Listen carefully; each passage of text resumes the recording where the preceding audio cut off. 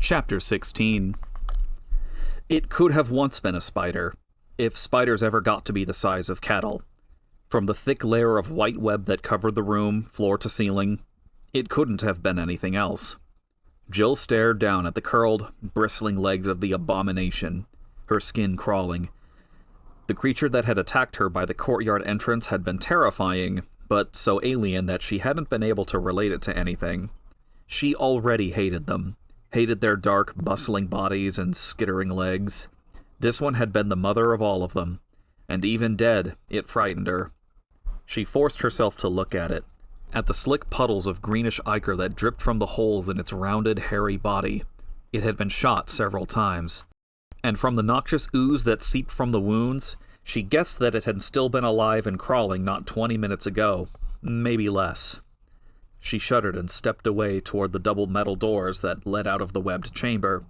Whispering streams of the sticky stuff clung to her boots, making it a struggle to move. She took careful, deliberate steps, determined not to fall. The thought of being covered in spider web, having it clinging to her entire body. She shuddered again, swallowing thickly. Think about something else. Anything.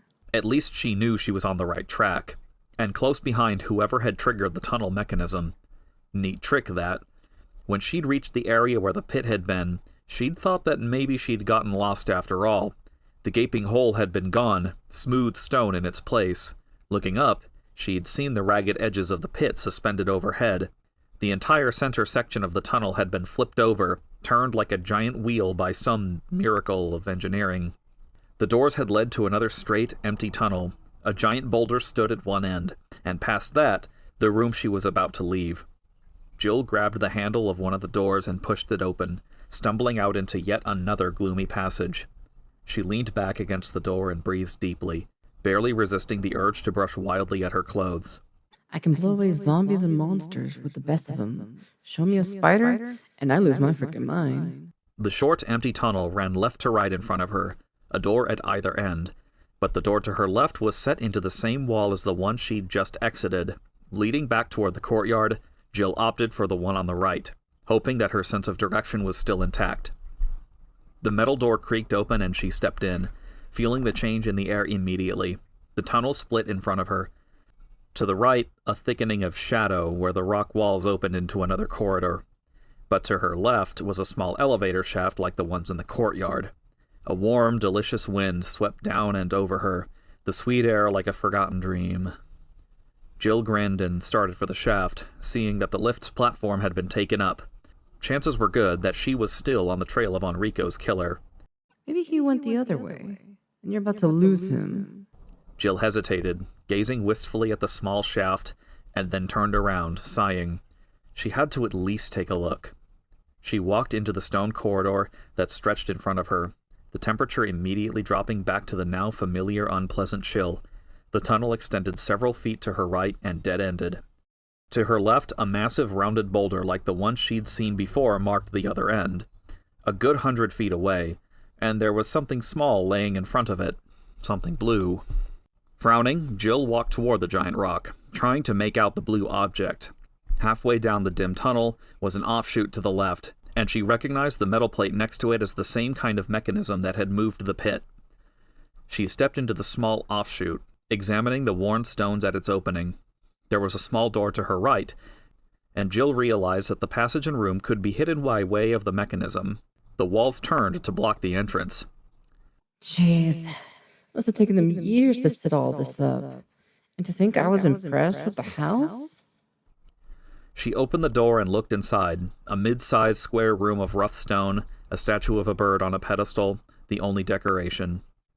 There was no other exit, and Jill felt a sudden rush of relief as the implications sank in. She could leave the underground tunnels. The killer had to have left already. Smiling, she stepped back out into the corridor and started toward the giant rock, still curious about the blue thing. As she got closer, she saw that it was a book, bound in blue-dyed leather. It had been thrown carelessly against the base of the stone, lying face down and open. She slung the Remington across her back and crouched down to pick it up. It was a book box. Her father had told her about them, though she'd never actually seen one. There was a cutaway section of pages behind the cover where valuables could be hidden, though this one was empty. She flipped it closed, tracing the gold leaf letters of the title, Eagle of East, Wolf of West, as she started back toward the elevator. It didn't sound like much of a thriller, though it was nicely bound. Jill froze as the stone beneath her left foot sank down a tiny bit, and she realized at the same instant that the entire tunnel gently sloped away from where she was standing.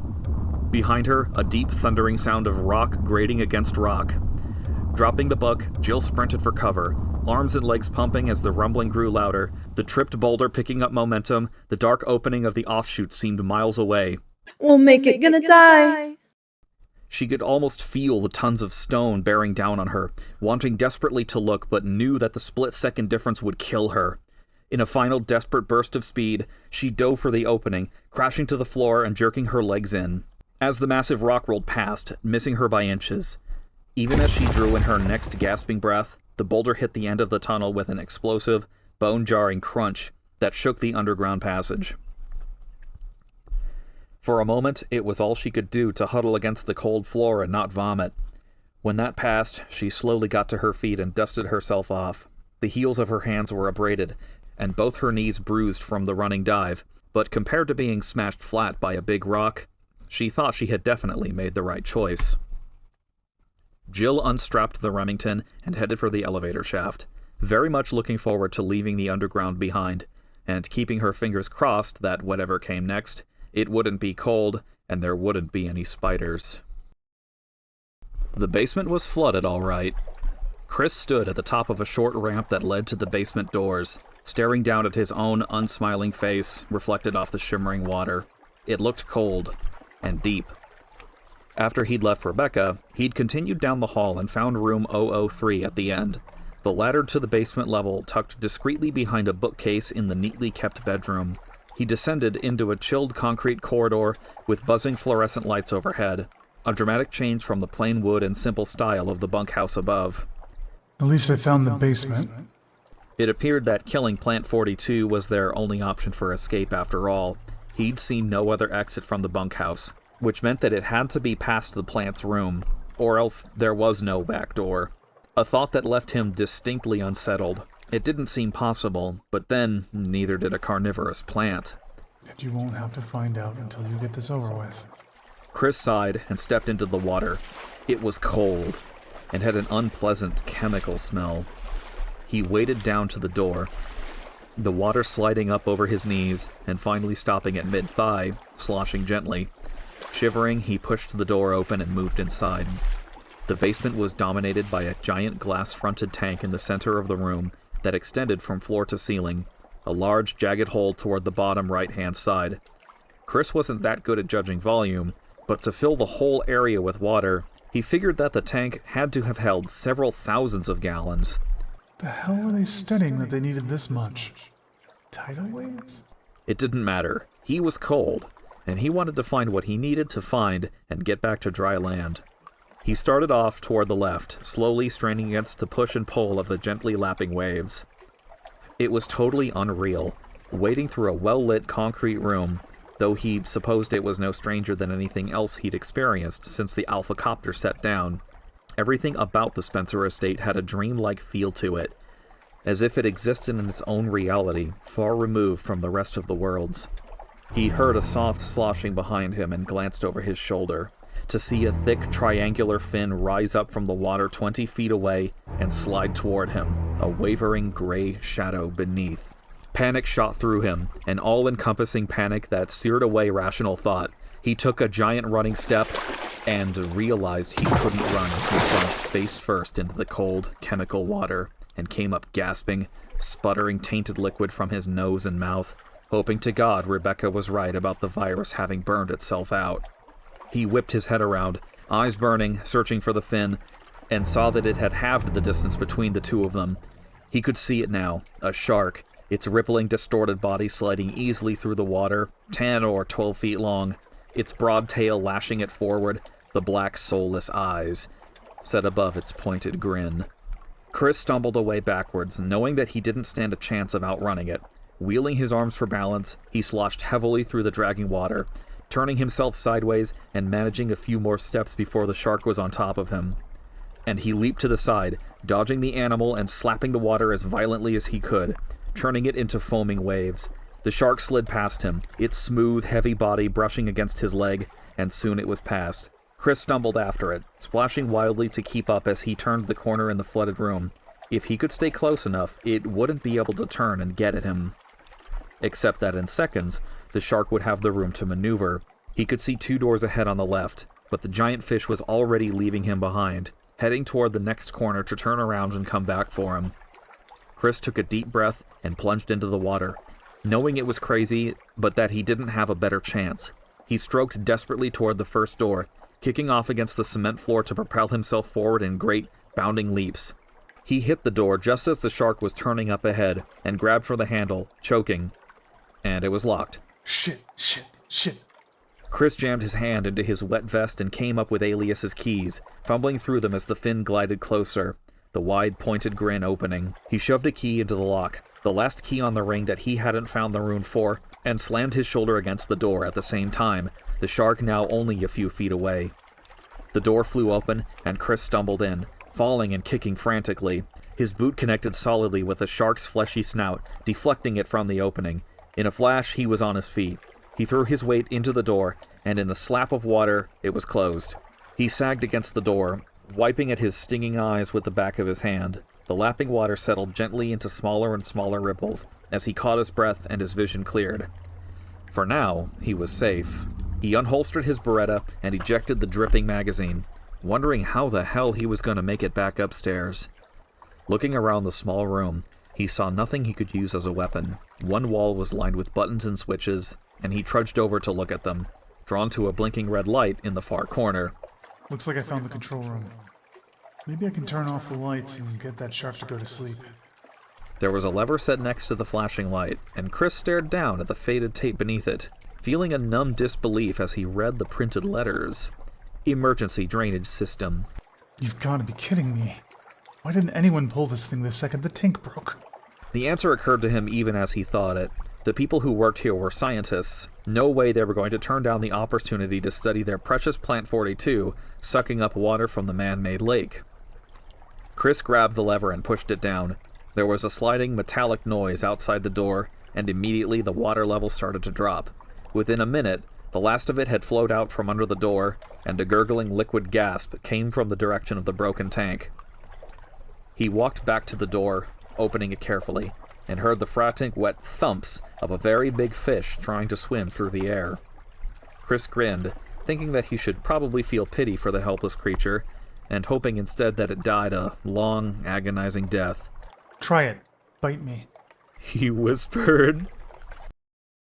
Wesker had shot 4 of the shuffling, gasping umbrella workers on his way to the computer room on level 3. He hadn't recognized any of them, though he was pretty sure that the second one he'd taken out had been Steve Keller, one of the guys from Special Research.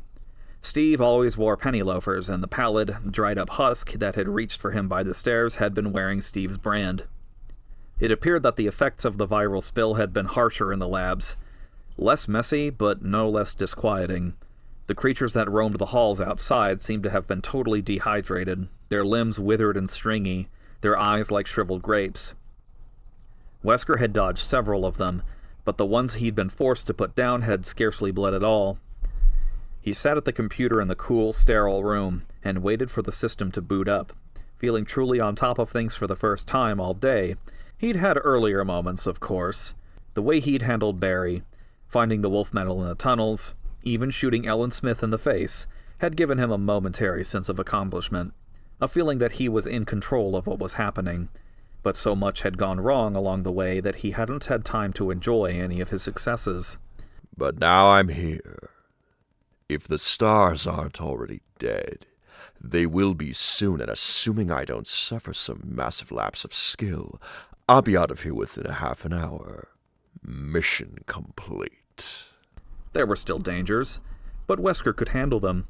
The mesh monkeys, the MA2s, were undoubtedly loose in the power room, but they were easy enough to get past as long as you didn't stop running. He should know. He'd helped come up with the design. And there was the big man himself, the tyrant, waiting one level down in his glass shell, sleeping the sweet, dreamless sleep of the damned. What a waste. So much power crossed off as a failure by the boys at White. A gentle musical tone informed him that the system was ready. Wesker pulled a notebook out of his vest and opened it to the list of codes.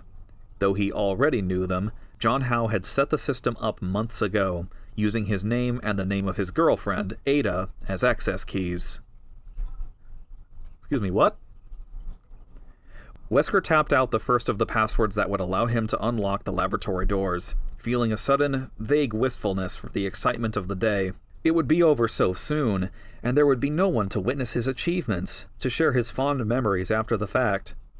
Now that he thought about it, it was a shame that none of the stars would be joining him. The only thing better than a grand finale was a grand finale with an audience.